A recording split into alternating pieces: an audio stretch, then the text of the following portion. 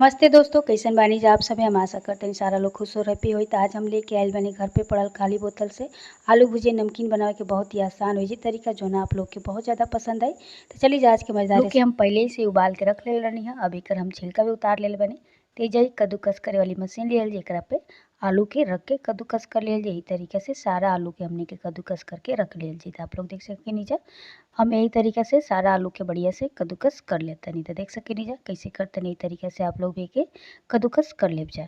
अगर मशीन ना होके तो आप लोग हाथ से भी एक के मसल सके नीचा। देखिए जा हमने के बढ़िया से आलू के कद्दूकस कर ले बनी जा। यही तरीके से आप भी कद्दूकस कर ले जाए के देख सके नीचा बढ़िया से के मसल ले जा।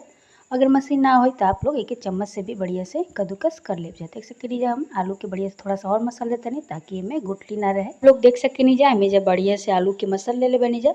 अगर ये तरीका के आप लोग नहीं कर चाहत तो आप लोग का कर थोड़ा सा मिक्सी जार में करा के बढ़िया से चला ले जाए। तब वो बढ़िया से आलू जन हमने के फेंट के तैयार हो जाए। जब बेसन डाल दे बनी, एक कटोरी नमक डाल दे बनी, हल्दी डाल दे बनी, मसाला डाल दे बनी, चाट मसाला डाल दे बनी और ये थोड़ा सा तेल डाल दे बनी। अब पानी डाल के हल्का हल्का एक का कर जाए बढ़िया से आटा की तरह गूँथ लिया जाए।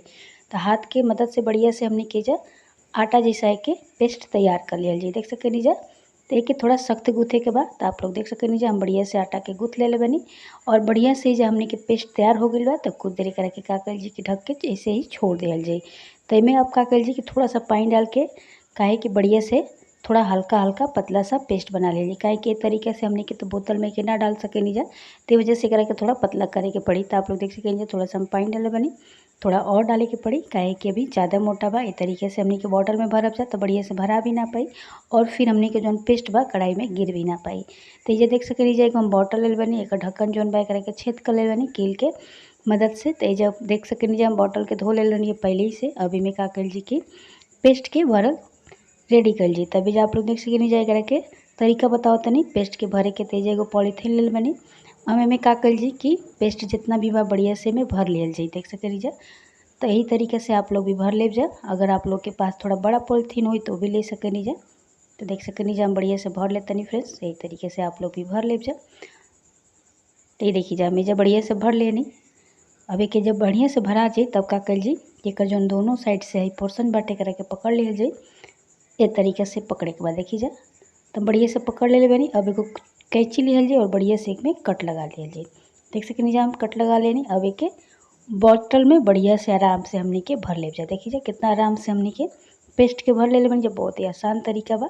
अगर आप लोग के पास कुपी हुई तो कुपी से भी भर सके नहीं जाए। जौन की तेल उल डाले वाला कुपी होला ना वैसे भी आराम से आप लोग भर सके नहीं जाए। ये जब हमने के कढ़ाई गर्म कर लिया जाए और का कर जी कि बॉटल के बस हाथ में पकड़ के इसे दबाव चल जाए और हमने के जो आलू भुजिया बा आराम से गिरत जाए। देख सके नीजा कितना बढ़िया से हमने के आलू भुजिया गिर के रेडी हो चुकल बाटे। तो एकरा के का कर जी कि 10 मिनट पर धीमी आंच पे एकरा के फ्राई करल जी। काहे कि धीमी आंच पे फ्राई कैला से का होला कि जो हमने के आलू भुजिया बनेला क्रिस्पी और कुरकुरा बनेला। आप लोग देख सके नीजा तब ये का कर जी कि अब के निकाल लिया जी। काहे कि इससे ज़्यादा हमने फ्राई नहीं करे के ना ही जल जाए। तो देख सके नीजा पलटा की मदद से हमें के निकाल लेते नहीं। तरीके से सारा आलू भुजिया के हमने के रख लिया जी। तो आप लोग देख सके नीजा हमें जा सारा आलू भुजिया निकाल ले बनी। अब का कर जी कि यही तेल में जितना बचल पेस्ट बना एकरा के भी बॉटल में भर लिया जी। ओकरा बाद बॉटल के दबाव चल जाए। आप लोग देख सके नीजा आराम से हमने के जो आलू भुजिया बा गिरत जाई। तो देखिए जब हमने के आलू भुजिया बढ़िया से गिर के रेडी हो चुकल बा। आप लोग चाहे तो तनी मोटा छेद भी कर सके नीजा, थोड़ा पतला हो गई बा तो आप लोग ढक्कन में थोड़ा मोटा छेद भी कर सके नीजा। अब एक का कर जी चम्मच की मदद से अलट पलट लिहल जी और बढ़िया से करा के फ्राई कर लिहल जी। ये देखिए जाए एकरा के बढ़िया से हम धीमा आंच पे फ्राई कर लेते नहीं। यही तरीका से आप लोग भी कर ले जा। तब बढ़िया से फ्राई हो गई बा तो चली जा के निकाल लिहल जा। तो यही तरीका से हमने के सारा आलू भुजिया निकाल के रेडी कर लिया जी। अब तीसरा तरीका बताओ तनी। ऐसन पूरी छाने वाला एगो पलटा ले जा, ओकरा ऊपर से पेस्ट ऐसे रखत जाए जा। ओकरा बाद से कलछल की मदद से चाहे हाथ से बढ़िया से एकरा कैसे रगड़त जाए जा। आराम से जो हमने के पेस्ट बा गिरत जाए कढ़ाई में।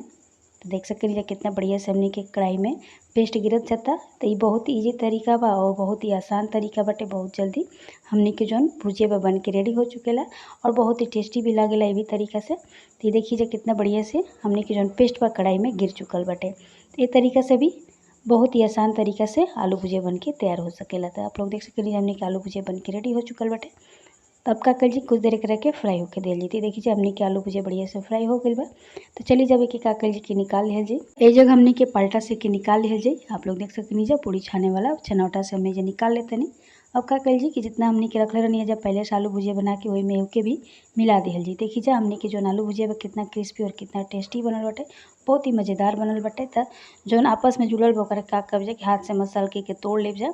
ये देख सके जा कितना बढ़िया से हमने के तोड़ ले बनी जा। अभी में थोड़ा सा मसाला डाल दिया जा, थोड़ा सा शिमला मिर्च डाल दिया जा, थोड़ा सा कश्मीरी लाल मिर्च पाउडर डाल दिया जा, थोड़ा सा चाट मसाला डाल दिया जा और थोड़ा सा नमक डाल दिया जा। ये देख सके जा हमने के चाय के साथ खाए खातिर मज़ेदार सेब नमकीन एकदम तैयार हो चुकल बाटे आलू भुजिया की रेसिपी। तो अगर हमारी रेसिपी आप लोग के पसंद आवता तो प्लीज़ लाइक शेयर सब्सक्राइब जरूर कर देव जा। और अगर हमारा चैनल पर पहली बार आयल बन जाए तो प्लीज़ हमारे चैनल के सब्सक्राइब कर लेव जा। तो आप लोग देख सकते जा हमने के बेसन के सेब बन के रेडी हो चुकल बा। तेज हमने के एगो डब्बा में रहल बनी जौन की प्लास्टिक के डब्बा है, एकरा के 1 महीना तक भी स्टोर करके खा सकनी जा। तब तक खातिर बाय बाय, फिर मिलल जी काल एगो नया रेसिपी के साथ, नए वीडियो के साथ। Thank you so much.